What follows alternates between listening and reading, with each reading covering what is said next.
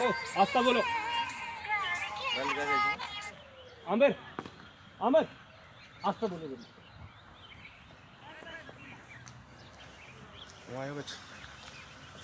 अस्सलाम वालेकुम दोस्तों, मैं आज आपको एक बार फिर से, आप लोगों ने देखा होगा जैसे सांबा के अंदर मुमताज़ और मक्खन भाई के साथ जो 15 फरवरी को यहाँ पे बहुत ही दर्दनाक वाक़ा हुआ कि कुछ गुंडे बदमाशों ने, जो कि आरएसएस के दहशतगर्द थे, उन्होंने इन पे हमला किया।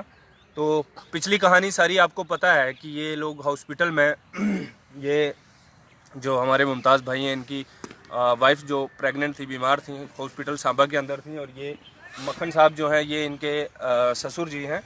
तो जब ये हॉस्पिटल में थे, उसके बाद डॉक्टरों ने जब इनको छुट्टी दी और ये घर जाने लगे, तो बाज़ार में जैसे ही ऑटो लाने के लिए पहुँचे तो वहाँ से एक झुंड आया, और इनकी शक्ल देख के, चूँकि शक्ल सूरत से ये दिखते हैं कि किस कौम से, किस मज़हब से ताल्लुक़ रखते हैं, तो ये इंटेंशन लेके कि ये मुस्लिम हैं और इन पे अटैक किया जाए, और जबरन जाके इनसे ये कहा गया कि नारे लगाओ। और इनके मुताबिक इनका ये कहना है कि हमें ये समझ में नहीं आया कि ये नारे कौन से नारे लगाने के लिए बोल रहे थे, और इन बिटवीन अभी ये कोई नारा लगाते ही या कोई जवाब ही देते तो उन्होंने हमला भी कर दिया। और वीडियो के अंदर जो आप लोगों ने थोड़ा सा वो मामला देखा है, ये इतना नहीं है, उस वीडियो के बाद बहुत ज़्यादा इनको पीटा गया है। और उसके बाद ये बस स्टैंड से, जो कि कोई 500 मीटर की दूरी पे होगा, वहाँ से हॉस्पिटल 500-700 मीटर की दूरी पे, तो वहाँ तक जब ये गए हैं, हॉस्पिटल में दोबारा जाके इन पे दोबारा अटैक हुआ है। और ये बताते हैं कि मेरे छोटे पेट में किक किया उन्होंने, बहुत बार लातों से मारा, जिसकी वजह से ये मतलब बेहोश होने की कगार पे भी पहुँचे। और फिर उसके बाद अगला जो था, वहाँ पे दोबारा हमला हुआ, फिर ये अंदर हॉस्पिटल के भागे, फिर अंदर से जो पेशेंट्स थे, डॉक्टर्स थे, उन्होंने शोर गौगा किया, जिसकी वजह से ये बच गए। और इनके मुताबिक कि इनको हॉस्पिटल की जो ऊपर वाली स्टोरीज हैं, वहाँ पे एक कमरे में बैठ के इन्होंने अपनी जान बचाई और शाम होने का इंतज़ार किया। और शाम को ये जो थे हॉस्पिटल के बैक वाले रास्ते से गए, दूसरे रास्ते से गए, फ्रंट से नहीं गए। और चूँकि वो गुंडे जो थे रास्ते में इनका इंतज़ार कर रहे थे, तो अभी आप इनसे, मैं थोड़ी सी इनसे बातचीत करूंगा, जो कि पूरी डिटेल में बात नहीं करेंगे हम, वो आप लोगों ने डिटेल सुन चुके हैं आप इनसे। तो मुमताज़ जी, के कहना थारो के ओन के हो पुलिस वगैरह की जी?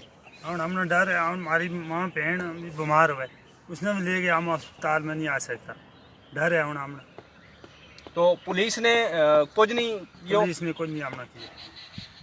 उस दिन पुलिस थी भी थी उस दिन। और इस दौरान दो सुनन में यह आई है कि 2 दिन पहला कोई पुलिस ने क्यों है कि हम FIR लांगा, जम्मूगा किसी बड़ा पुलिस अफसर ने क्यों है कि हम पर्चा सर्चा लांगा ना, हमने किसी ने नहीं किया, हमारे फाइल किसी ने नहीं गाल की हमारा। और ये कपड़ा भी उधर है, वे भी हमने नहीं जीता।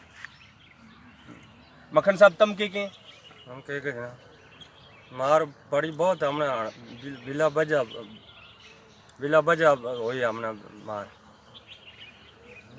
और के चाहे तम के होना चाहिए, के होना चाहिए, हमारा गौर होना चाहिए। हमने डर लगे मारे, हम आ ही नहीं सकता तड़े पर जंगल में हम, हमने खतरा बहुत।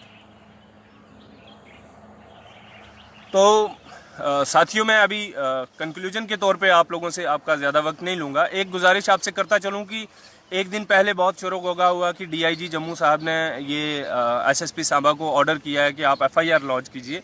लेकिन मैं आपको बता दूं कि सांबा पुलिस ने जो आपने सारा मामला जो सोशल मीडिया पे वीडियोस में देखा, तो सांबा पुलिस जो है, जो मैंने कैप्शन में भी लिखा है कि Samba police is defending the accused of Samba attack.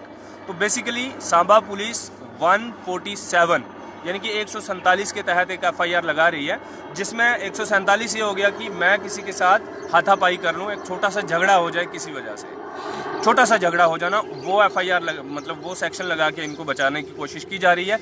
मैं आपको बता दूं, आसिफा के केस में भी ऐसे ही हुआ था, इन्होंने FIR लगाई थी, एक शुभम सांगड़ा नाम का आदमी शो किया था कि ये एक एक्यूज्ड है, बाद में 8 लोग निकले, जिनमें से 4 पुलिस वाले थे। अब पुलिस इसमें, उस दिन भी पुलिस सामने खड़ी हुई थी, आज पुलिस को थोड़ा सा प्रेशर हुआ, जिसकी वजह से 147 या 148 के तहत FIR रजिस्टर्ड कर रहे हैं। हमारी डिमांड ये रहेगी कि इसमें 153A जो है वो सेक्शन लगनी चाहिए, और 307 अटेम्प्ट टू मर्डर जो है, और दूसरा 153A, ये दोनों सेक्शंस जो हैं इन पे ये जो एक्यूज्ड हैं उनकी निशानदेही के साफ तौर पे है। और दूसरे, इनको जो थ्रेट है बहुत ज़्यादा, उस थ्रेट का भी पुलिस को संज्ञान लेना चाहिए और इनको तहफ़्फ़ुज़ फराहम करना चाहिए, क्योंकि ये बहुत डरे हुए हैं, बहुत सहमे हुए हैं। ये इनफैक्ट बात तक नहीं कर पा रहे हैं, मीडिया से बात नहीं कर रहे हैं, पानी लेने के लिए इनकी लड़कियां नहीं जा पा रही हैं। और ये जो लोग हैं जहाँ पे हैं वो गांव वाले बहुत ही अच्छे हैं, लेकिन आ जाके जतवाल जो है कोई 15 किलोमीटर की दूरी पे है सांबा से। सांबा में ही सारे काम हैं इनके, और जब सांबा में इतना बड़ा इनके साथ साना होगा तो अब ये बेचारे कैसे जो हैं अपना काम चलाएंगे, या सांबा में बाकी बिरादरी जो है वो भी एक तरह से सहमी हुई है। और इस पे मैं एक बार फिर से गुजारिश करूंगा डीजी साहब को और गवर्नर साहब से, और पूरे जितने भी रियासत के अंदर एक्टिविस्ट और सिविल सोसाइटी के लोग हैं, कि क्या इसमें 148 ही सिर्फ लगना चाहिए कि जनाब एक नॉर्मल सा झगड़ा हो गया। ये झगड़ा नहीं था, जबरन जो लोग हिंदुस्तानी हैं उनको पकड़ के ये बोला गया कि तुम हिंदुस्तान जिंदाबाद के नारे लगाओ, और ये बेचारे इतने मासूम हैं, इतने इनोसेंट हैं कि इनको ये नहीं पता कि ये क्या बोलने के लिए कह रहे हैं। और उसके बाद उनको पीटा गया, और फिर फॉलो करके पीटा गया, और फिर धमकियां दी गई, और उनके मजहब के नाम दे दे के गालियां दी गई। तो ये सारी की सारी सेक्शंस लगनी चाहिए, ताकि इबरत जो हो, ताकि उनको सबक मिले और आने वाले जो इस तरह के बदमाश होंगे उन पे नकेल कसी जा सके।